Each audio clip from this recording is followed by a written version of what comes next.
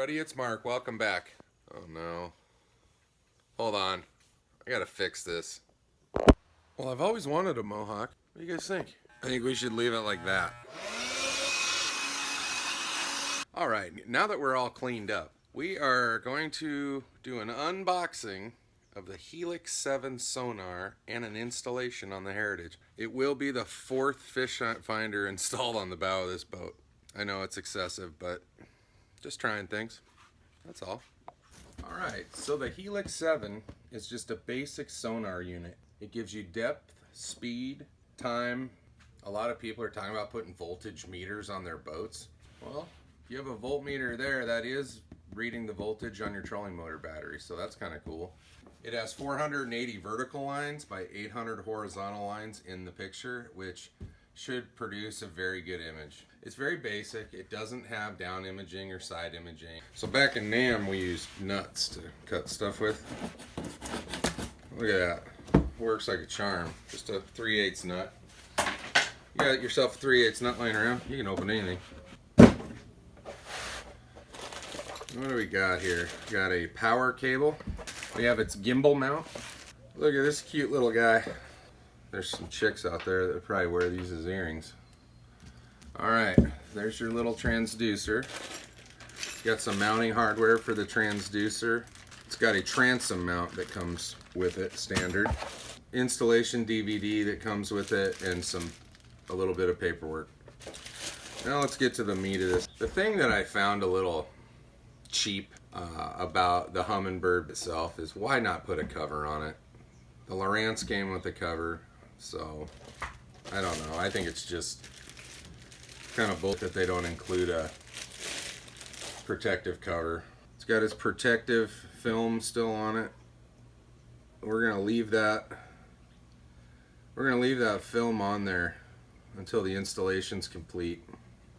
One other thing, to make this work, you gotta have this. This is the MKR-US2-8 cable by Minn Kota that works with Humminbird units. I'm not gonna open the hardware for the transducer or the mount. Neither one of those are gonna be used, so I'll keep those for down the road. If you're ever gonna sell one of your fish finders, or any of this stuff for that matter, any unused hardware, I'd put it back in the box and save it. Because this stuff is valuable on the secondary market. It's not just one and done. You use it and throw it away.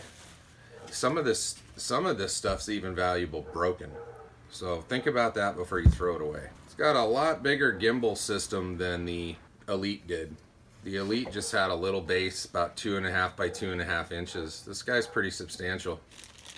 2 knobs, a rubber grommet, and 4 screws. Alright guys, something that's, in case you didn't know, you new people out there that just got these, it's a square drive you need to take off this front cover. It's not very difficult. A lot of people have done it by now. And that's that. Anyway, to get this out, you just work it out. And you got to be a little careful because your wire is going to go down through this chase that you'll see here in a moment. And that reveals our power situation. Now, I have prepared this way ahead of time. When I did the GPS for the trolling motor, we crimped it, leaving one end open for the new fish finder. Just thinking ahead a little bit.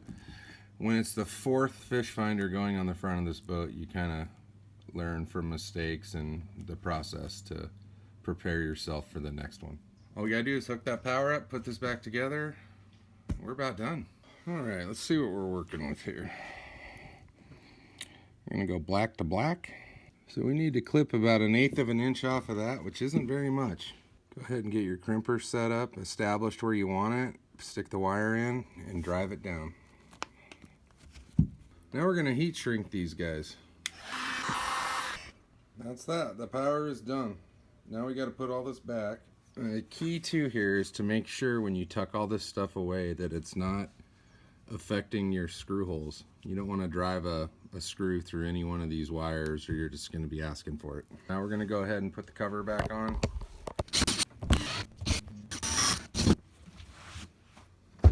Now that we've established power, we have our power right here. We're going to plug her in. We're going to try it first.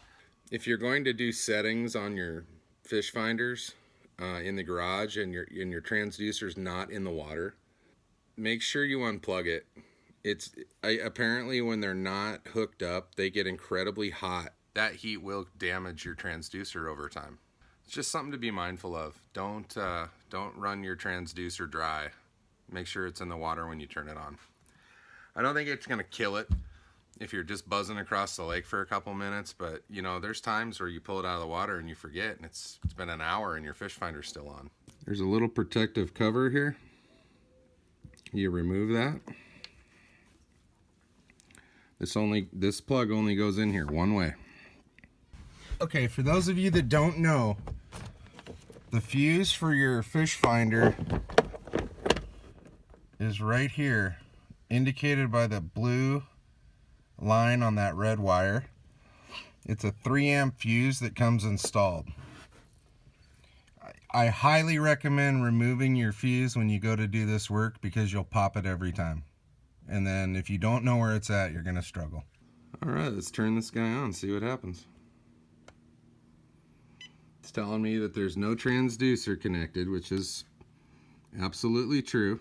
And we are in demo mode right now. For those of you that are kind of new to this, you can adjust your fish finder in demo mode and it'll save those settings when you're in normal mode. Chart speed, color palette, what do we got? There you go. There's a working fish finder. Now let's finish this install. The second part of this is this cable that connects the Terrova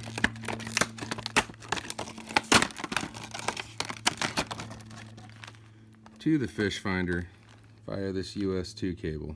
Make sure you have some zip ties handy, because you're going to want to, not quite sure how much excess I'm going to have. Probably have a little service loop in here that will tie off to the motor. You got your male end, you got your female end. You want to make sure your orientation's correct. They're pretty small pins, you don't want to screw them up. Then you just screw it together. That leaves you with this guy. You just unplug him. You're going to go into the 7-pin connector on your unit, and they're all shaped. It's not much different than a computer. It's really impossible to screw this up. And there's your transducer. That is done.